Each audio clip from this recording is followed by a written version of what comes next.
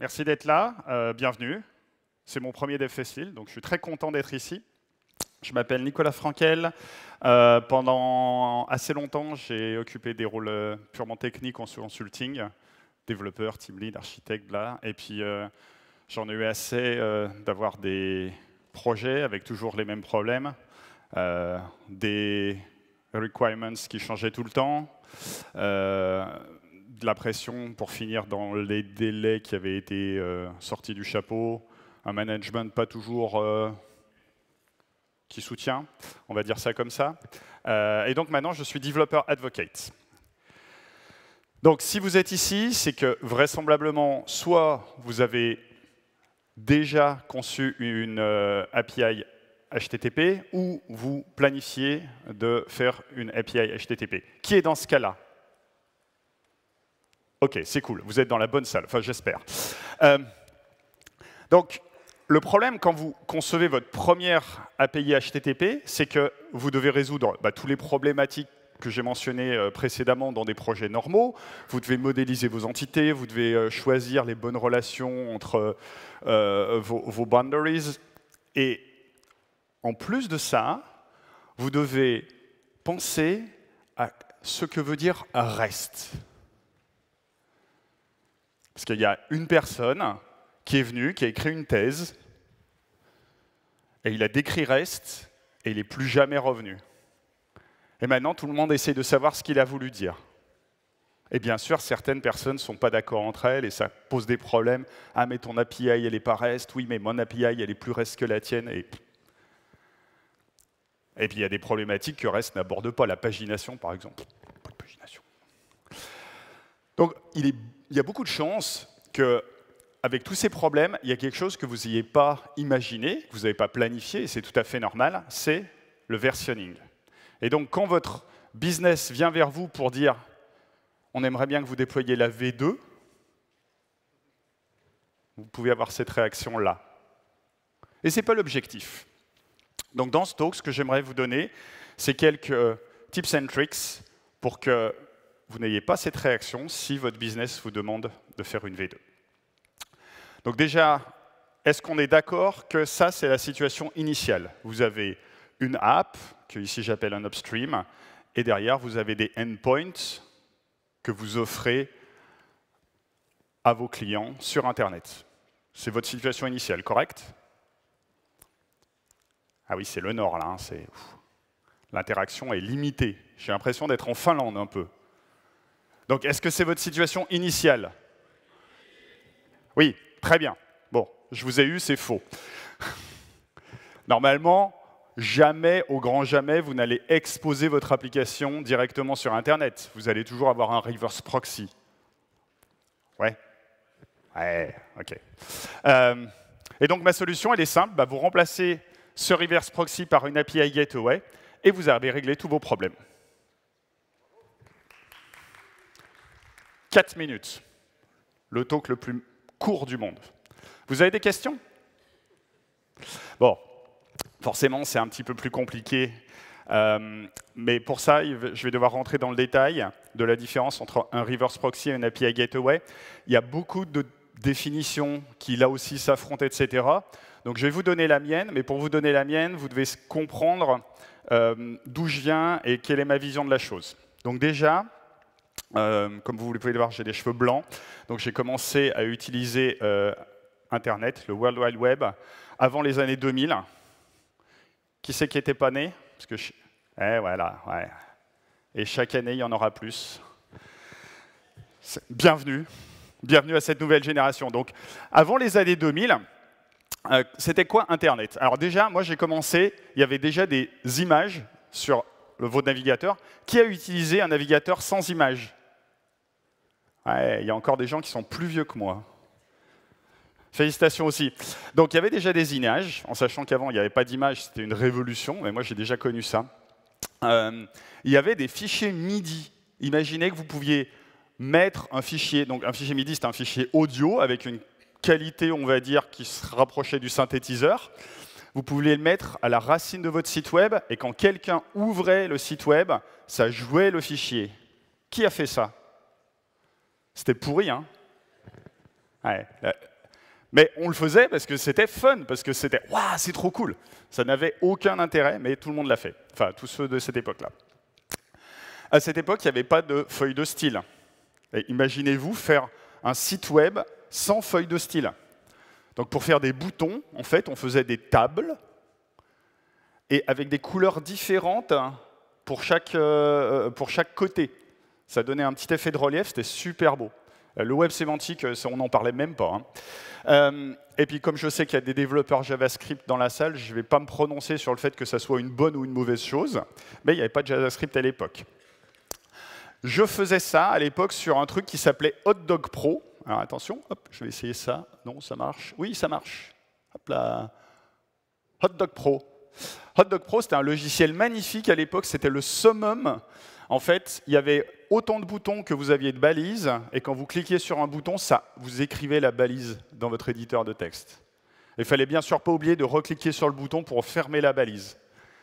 Après, il est venu Dreamweaver, ça a beaucoup simplifié les choses, mais voilà, c'était le summum de l'art. Et puis bien sûr, YouTube n'existait pas. Si vous vouliez apprendre HTML, il fallait regarder une page HTML, lire le code source et comprendre comment ça fonctionnait. À l'époque, je ne me posais pas vraiment beaucoup la question, mais il y avait un serveur web.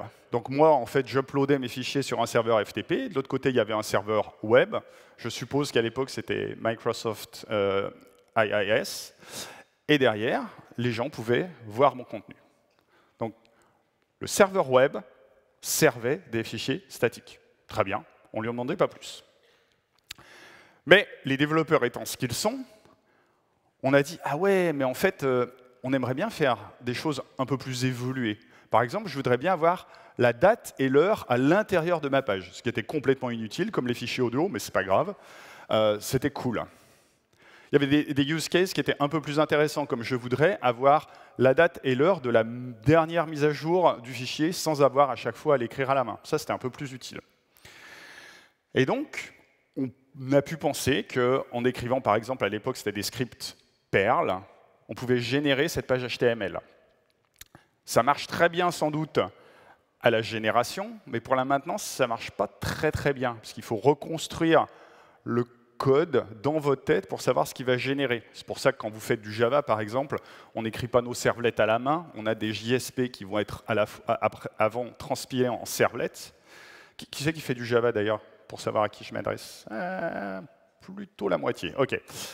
Donc pour les autres, j'en ai aucune idée du parallèle à faire. Si vous avez quelqu'un de Java, demandez-lui de vous expliquer. Mais derrière, ce qu'on veut, c'est pouvoir écrire du code HTML et juste insérer des balises dynamiques dedans. Et c'est le but de PHP. La personne qui a fait mode PHP au départ, son objectif, c'était de pouvoir écrire du HTML et juste d'insérer les petits bouts de balises dynamiques. Et PHP, originalement, ça veut dire Personal Homepage, pour la petite info. Donc, c'est la deuxième fonctionnalité qui a été ajoutée au serveur web, c'est qu'il va servir du contenu dynamique. Et puis, le web est devenu de plus en plus répandu. C'était plus seulement des geeks qui voulaient leur site, c'était des sociétés. Si vous êtes un geek et que votre site web est down, c'est pénible, vous devez remettre votre uptime à 0, mais à part vos copains geeks, personne ne s'occupe de ça. Si vous êtes une société qui utilise le web pour asseoir votre stratégie de communication, ça rejaillit très négativement sur votre image. Donc, pour compenser ça, on a dit, en fait, ce qu'on va faire, on va offrir une autre couche de serveur web dont le but ne va pas être de servir, dont le but va juste être de gérer les fautes, de gérer les downtime. Et donc, cette première couche de serveur web, elle sert juste à faire de la répartition de charges ou de gérer les nœuds défaillants. Et puis on continue, ça devient de plus en plus utilisable, ça devient de plus en plus utilisé, et là encore, je parle à des gens qui ont un petit peu des cheveux blancs, on a vu apparaître des extranets, des intranets, des whatevernet, et alors qu'avant, cette couche supplémentaire de web server faisait juste du load balancing, de la répartition de charges, donc tous les nœuds étaient similaires, bah maintenant les nœuds de la deuxième couche en fait, sont différents. Donc les nœuds de la première couche doivent faire du routing entre les différents nœuds. Et pour moi, c'est ça l'évolution du web server. Au départ, on a commencé à servir du contenu statique, puis on a servi du contenu dynamique, puis en fait, on n'a plus servi de contenu du tout, on a juste fait de la répartition de charge et du routage. Les deux dernières fonctionnalités n'ont rien à voir avec servir du contenu. Et on peut dire que c'est du reverse proxy. Et une fois que vous avez cette couche supplémentaire de reverse proxy, en fait, si vous avez un point de vue architectural sur tout votre système d'information, c'est assez facile de se dire « Ah, bah, je vais commencer à enlever des fonctionnalités implémentées de manière redondante par mes différents nœuds pour les factorer dans ce point d'entrée. » Par exemple, on peut avoir du rate limiting pour éviter les attaques par déni de service distribués. En parallèle, on a voulu échanger de l'information par ce canal. Donc au départ, de manière assez simple, quand vous vouliez échanger de l'information, vous envoyez un fichier sur un serveur FTP, et de l'autre côté, une fois par jour, 2 fois par jour, vous aviez un batch, un job batch qui tournait, qui allait lire les informations du fichier, qui allait faire son job, et qui allait renommer le fichier pour dire « c'est bon, j'ai fait mon taf ». Mais ça, c'est asynchrone. On voulait des échanges d'informations beaucoup plus rapides, beaucoup plus synchrones. Et le problème, c'est que pour interagir avec une autre organisation, bah, il faut, par définition, avoir la même technologie. Si vous vouliez utiliser des EJB remote, il faudrait que l'autre soit aussi en Java. Donc, vu que c'était impossible, on a utilisé la brique commune la plus petite, le plus petit commun dénominateur, et quoi? C'était HTTP. Et c'est là d'où sont venus les API. Donc ma définition, que vous pouvez remettre en question, mais comme je suis sur la scène, c'est moi qui ai raison pour l'instant, c'est qu'un API Gateway, c'est un reverse proxy amélioré. Normalement, un API Gateway peut faire tout ce que peut faire un reverse proxy, avec deux choses qui le séparent. La première, c'est que la plupart des reverse proxy ont été conçus à une époque où avoir 2, 3 secondes, voire 5 minutes de downtime, ce n'était pas un problème. Donc il faut impérativement, aujourd'hui, qu'il n'y ait aucun downtime. Et surtout quand votre reverse proxy, bah, c'est le point d'entrée dans votre système d'information. Donc tout changement de configuration doit pouvoir être fait à chaud. Si vous avez utilisé, par exemple, Nginx open source, et que vous changez la configuration de Nginx open source, pour qu'il prenne en compte la configuration, vous devez le redémarrer. C'est pas super cool.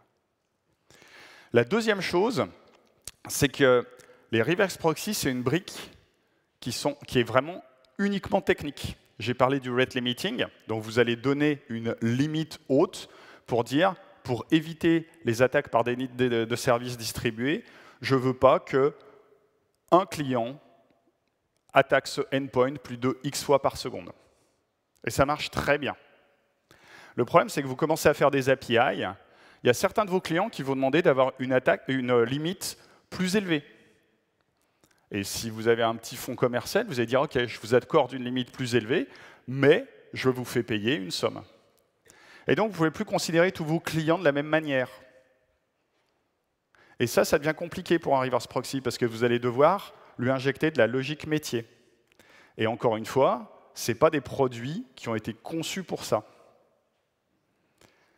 Un API Gateway, nativement, a ce genre de fonctionnalité pour dire, en fonction de la personne que tu es, derrière comment tu t'es authentifié, et ben derrière, je peux te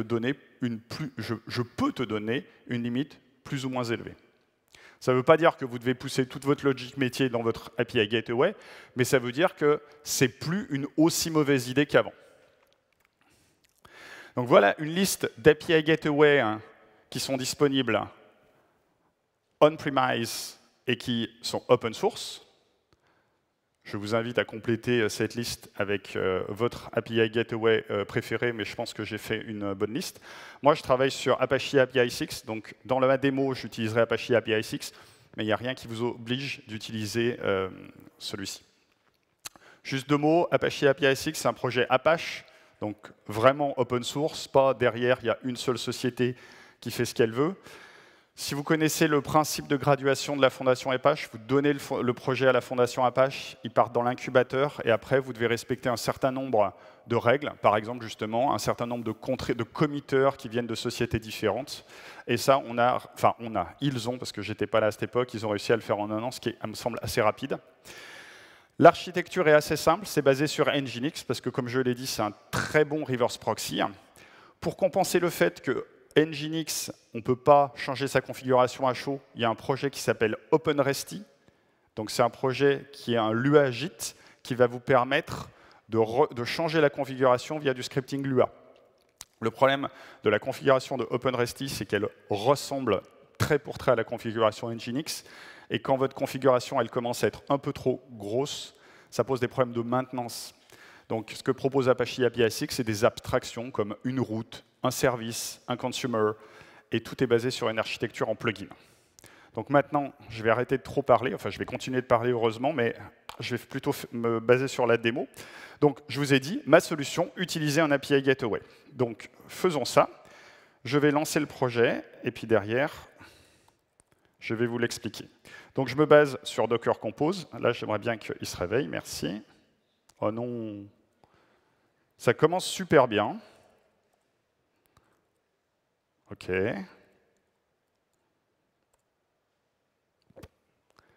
La magie de l'informatique.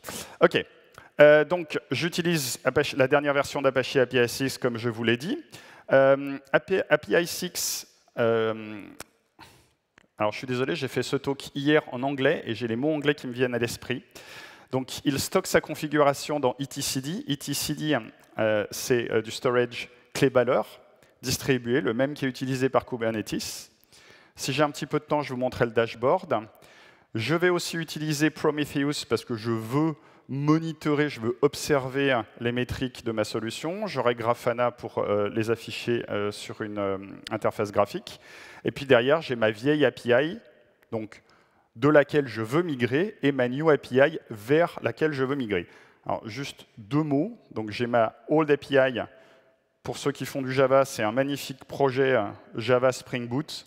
Le problème, c'est que j'ai utilisé Java, donc j'ai plein d'annotations de partout. Et comme vous le savez, les annotations, c'est mal. Enfin, en tout cas, c'est ce qu'on nous dit. Et donc, c'est du Hello World. Donc, si je fais curl local host 8081/hello, voilà. Là, vous voyez que c'est un Hello World Java moyen. Donc, j'ai tout réécrit en Spring Boot, parce que j'aime toujours Spring Boot. Par contre, maintenant, j'ai tout fait en Kotlin.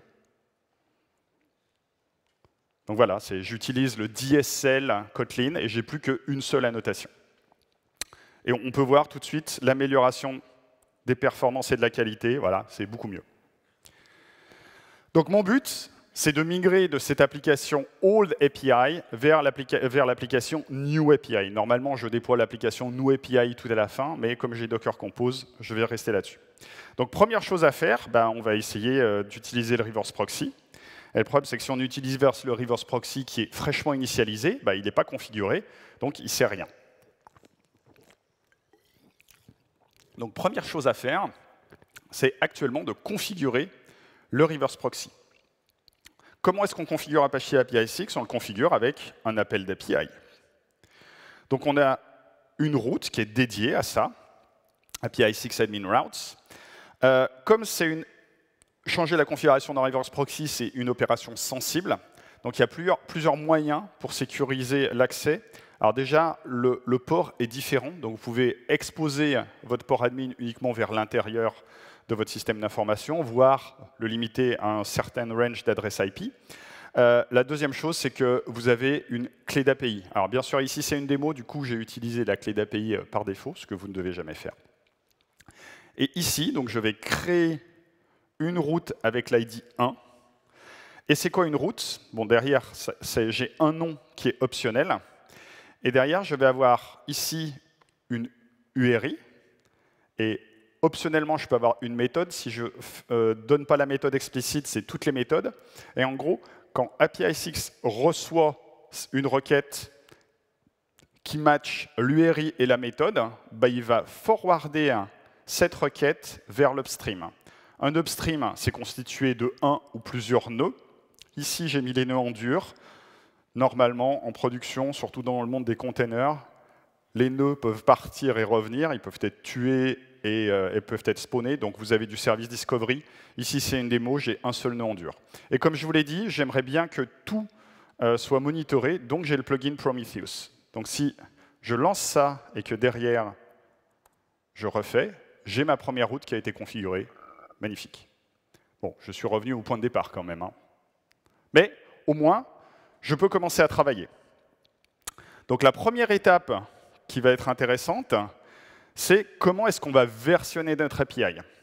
Donc tous les sites vous donnent 3 manières de versionner votre API, via le path, c'est ce que je vais utiliser ici parce que c'est le plus visuel, via un query parameter, point d'interrogation v égale quelque chose. Alors ça, je ne l'ai jamais vu utiliser en vrai. Vous pouvez le faire, mais je ne l'ai jamais vu utiliser. Ou via un en-tête HTTP. Soit l'en-tête peut être content. Dans ce cas-là, vous allez avoir un application VND JSON v1. Soit c'est votre custom. Donc vous dites, bah voilà, je vais avoir un header X version, et c'est là que je mets ma version. Tout est supporté par API 6, mais comme je vous l'ai dit, je vais utiliser le path parce que c'est le plus simple. Donc, on va configurer ça. Alors, dans mon introduction à API 6, je me suis dit, ouais, c'est vachement bien, on peut faire émerger des abstractions. Donc, dans ma première route, j'ai fait émerger aucune abstraction. Là, ce que je vais faire, c'est que je vais créer un upstream, donc une abstraction upstream dédiée, pour pouvoir la réutiliser à travers plusieurs routes. Donc, le snippet, c'est exactement le même. Okay. Mais là, j'utilise un autre path pour créer un upstream. Donc c'est toujours du put, c'est toujours ID1, et là, je crée un upstream dédié. La deuxième chose, c'est que ce que je voudrais, c'est que toutes mes routes soient observables. Donc dans ma première route, ce que j'ai fait, c'est que j'ai dit explicitement plugin Prometheus. Et le problème, c'est que si vous demandez à vos admins de ne pas oublier d'avoir un plugin Prometheus, à un moment ou à un autre, quelqu'un va l'oublier.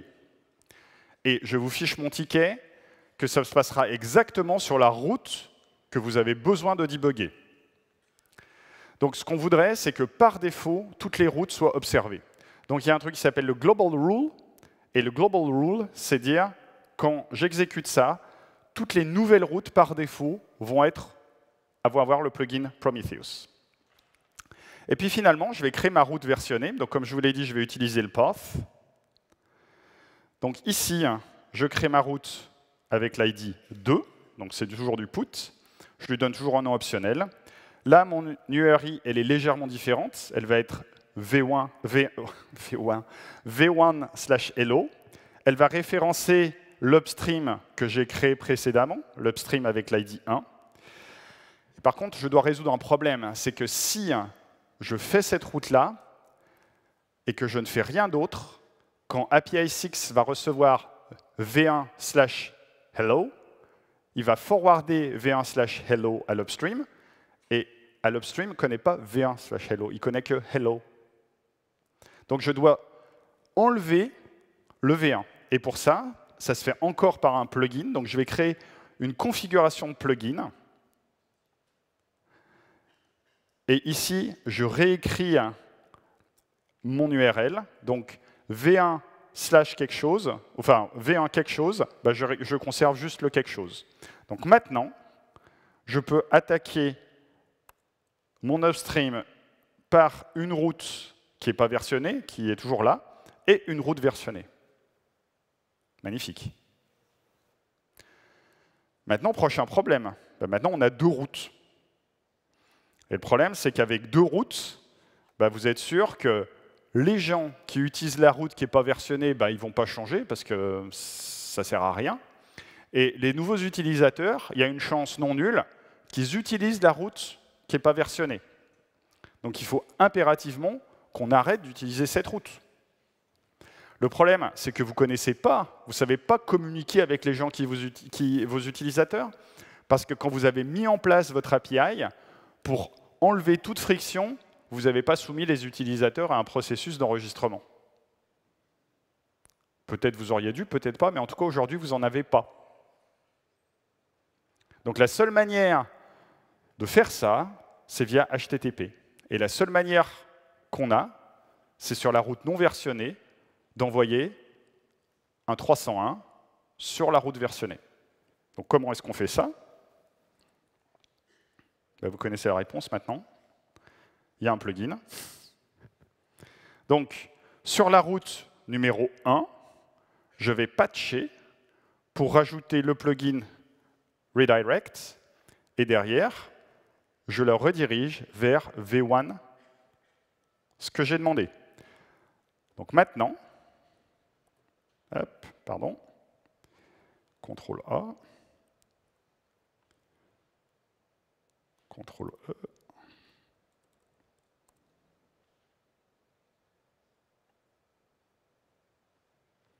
donc maintenant, il me dit, OK, il faut que tu utilises v1/hello. Et ça, c'est une bonne leçon, même si vous n'êtes pas fournisseur d'API, juste consommateur d'API, monitorez votre usage. Parce que sinon, vous risquez d'avoir ce genre de problème en prod sans être au courant. Vous pouvez me dire, oui, mais nous, on est vachement plus intelligents, et je vous le concède, vous êtes développeur. Nous, on fait de l'auto-redirect. C'est-à-dire, quand vous recevez le 301, votre client, il va l'interpréter et il va directement appeler la bonne URL. Et dans ce cas-là, vous n'avez rien cassé. C'est vrai. Par contre, vous avez doublé votre nombre d'appels HTTP et potentiellement, vous avez doublé votre facture du cloud. Donc, de la même manière, faites toujours attention à bien surveiller votre consommation d'API HTTP.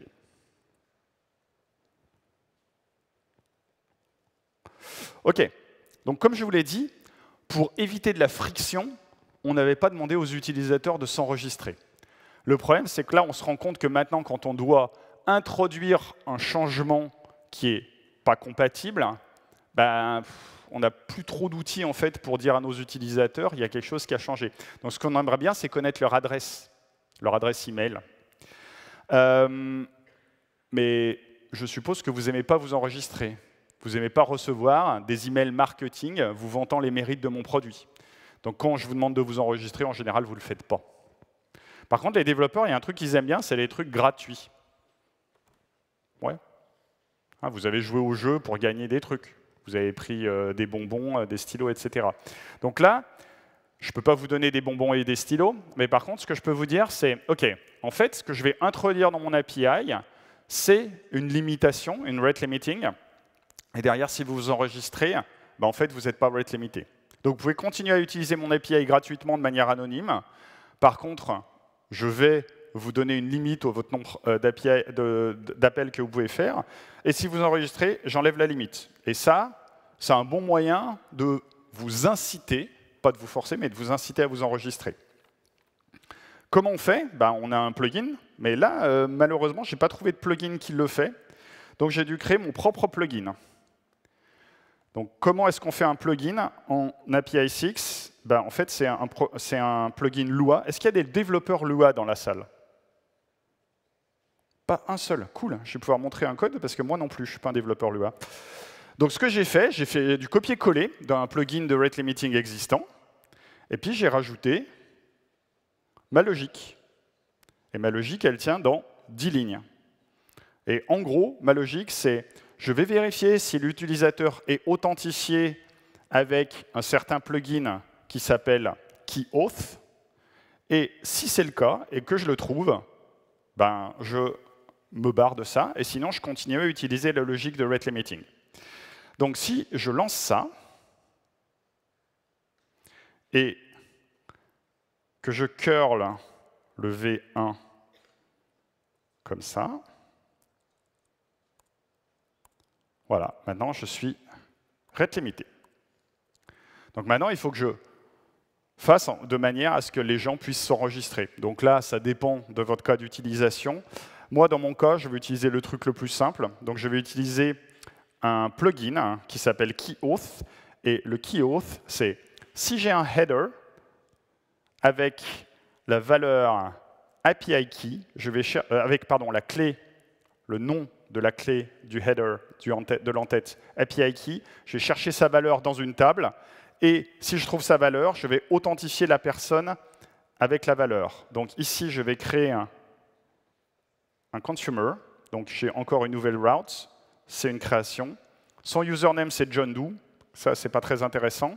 Et donc le plugin, c'est Keyauth, et ce que je vous ai dit, si je trouve un en-tête avec comme nom API key et sa valeur est MyKey, je vais être authentifié comme John Doe. Donc maintenant, si je fais, faut que je le lance, hop. Et maintenant, si je fais -h API key equals MyKey, maintenant je suis plus rate limité. Cool. C'est peut-être le moment que je vous montre le dashboard. Donc là, pour l'instant, ce que j'ai fait, c'est un truc de Tecos, donc j'ai tout tapé à la ligne de commande. Par contre, ce qui est possible, c'est d'utiliser le dashboard. Donc par rapport au talk précédent, il est bien évident que j'ai changé le password et que ce n'est pas du tout admin. Hein. Voilà, donc là, vous voyez que j'ai mes deux routes. J'ai mon upstream que j'ai créé. Je dois avoir mon consumer, John Doe, je dois avoir mon plugin, Prometheus. Et derrière, si vous voulez voir le JSON qui est stocké dans etcd, bah, vous le voyez, vous pouvez changer des trucs directement. Voilà. Si vous avez des utilisateurs qui sont moins orientés techniques, vous pouvez toujours leur fournir le dashboard en sachant que derrière, ce qui se passe, bah, c'est un appel d'API comme moi je fais à la main. OK. Donc c'est pas mal. On est plutôt bon là. Donc c'est peut-être le moment de déployer notre V2. Par contre, il nous reste un problème. Qu'est-ce qu'on fait avant de déployer une nouvelle appli?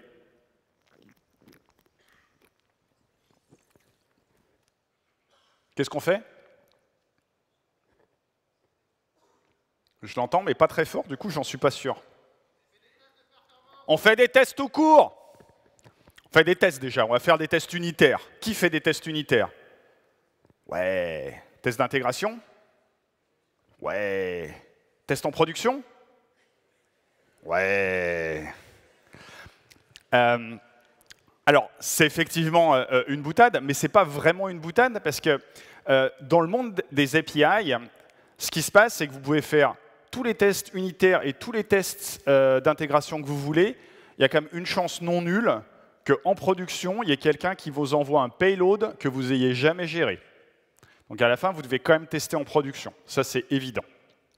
Donc ce qu'on voudrait faire, c'est tester en production, mais sans que ça casse trop de gens. Donc en général, les gens pensent au canary release, et c'est une très bonne idée. Mais avant de faire du canary release, on peut faire un truc un peu plus fin. Ce qu'on peut faire, c'est qu'on peut dupliquer la requête, l'envoyer à la fois à la V1 et à la V2, vérifier le code retour HTTP ou si vous avez les ressources, l'intégrité de la réponse, vérifier qu'elle soit semblable ou pas, et après, faire des investigations plus poussées si ce n'est pas le cas. Et puis derrière, la réponse de la V2, ben, on la cancel, on s'en fout, on la laisse tomber. Donc pour ça, il y a un truc, ça s'appelle, c'est toujours un plugin, ça s'appelle ProxyMirror. Donc il y a juste une chose, c'est que par défaut, tous les plugins de API 6 ont une priorité qui est hard-codée. Et c'est normal, parce que API 6 doit savoir dans quel ordre il doit exécuter les plugins. Et ici, le problème, c'est que la priorité de proxy rewrite, elle est inférieure par défaut à la priorité de ProxyMirror. Donc ce qui va se passer, c'est que API 6 va forquer, enfin va dupliquer le payload, mais par contre, la V2 va recevoir V1/hello. Et donc, c'est le même problème que tout à l'heure, bah, il ne comprend pas. Donc, en fait, ce qu'on fait, c'est qu'on va changer la priorité pour que le proxy rewrite s'exécute avant le proxy mirror. OK, donc ça, c'est fait. Et donc, on peut maintenant le lancer plusieurs fois. Donc, c'est toujours la V1 qui répond.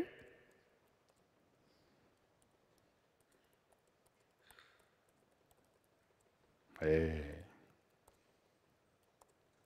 suis encore un peu développeur quand même.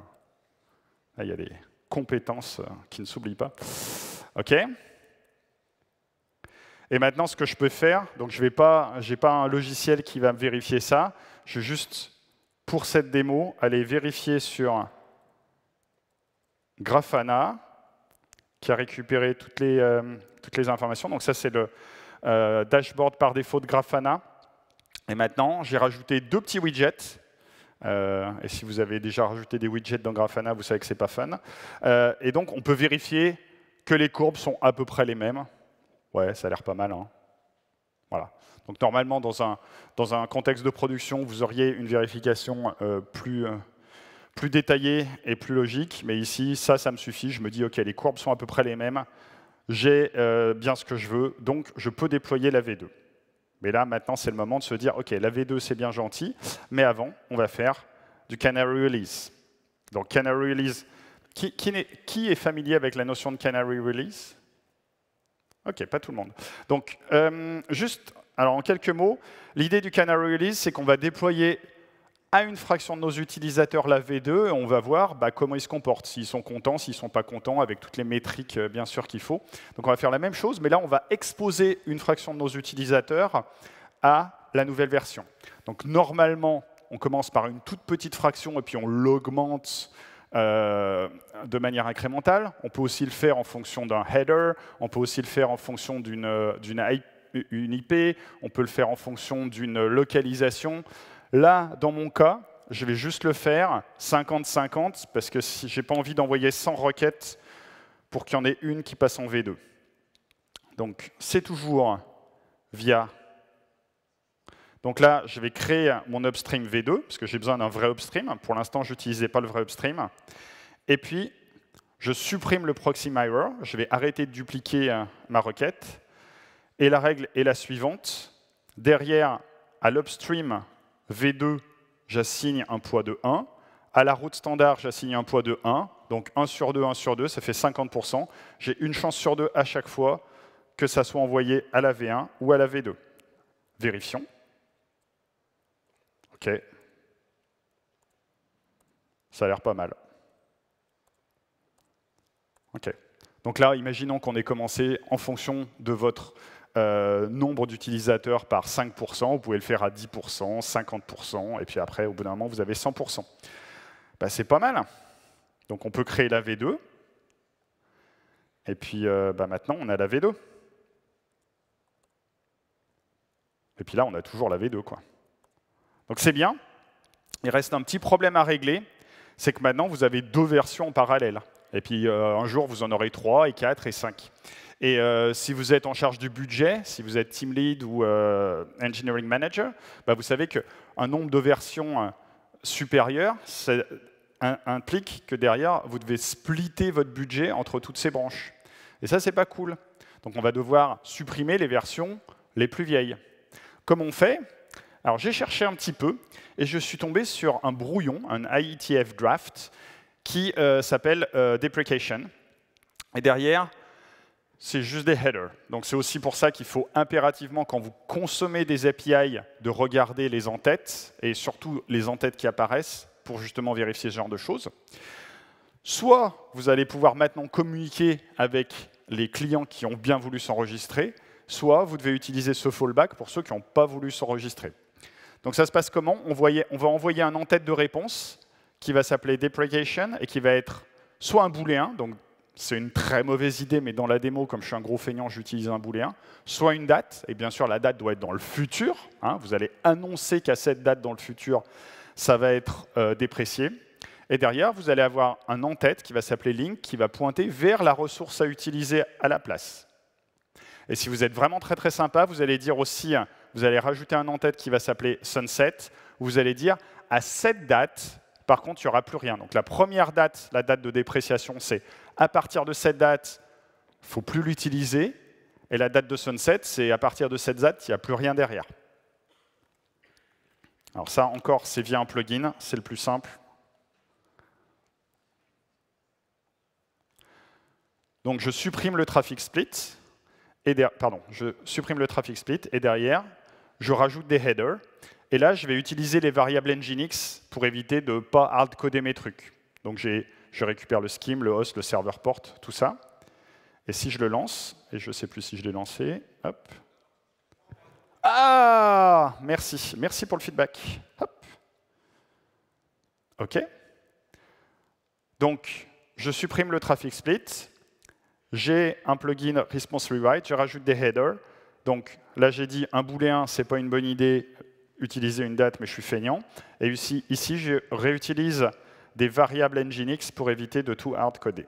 Donc maintenant, je vais utiliser le v1. Je vais être verbose pour que vous voyez comment ça fonctionne. Voilà. Et donc là, j'ai bien duplication equals true. Et j'ai bien le link à utiliser. Donc normalement, maintenant, je peux utiliser le link v2. Voilà. Pouf, et ça marche. Et reste l'étape la plus importante. Enjoy.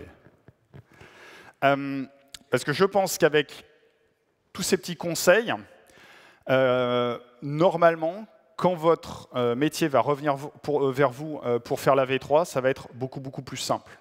Alors bien sûr, tous ces conseils que je vous ai proposés, vous pouvez les faire après coup, c'est l'objectif, mais c'est quand même mieux de les faire avant coup.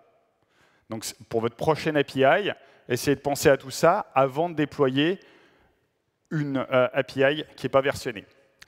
Je vous remercie de votre attention. Vous pouvez me suivre sur Twitter, même si je sais qu'il est bientôt mort. Vous pouvez me suivre sur Mastodon, sur Blue Sky, parce que je ne sais pas forcément ce qu'il va donner. Si vous êtes intéressé par le code, tout est disponible sur GitHub. C'est juste que j'ai un link bit.ly pour savoir combien de personnes ont vraiment regardé le code. Et puis si je vous ai intéressé sur Apache API 6, n'hésitez pas à aller faire un tour. Et maintenant, j'ai exactement 7 minutes pour les questions. Et si ça ne vous embête pas ou si ça vous embête, détournez la tête, je vais prendre une petite photo pour prouver à mon boss que j'ai bien bossé aujourd'hui.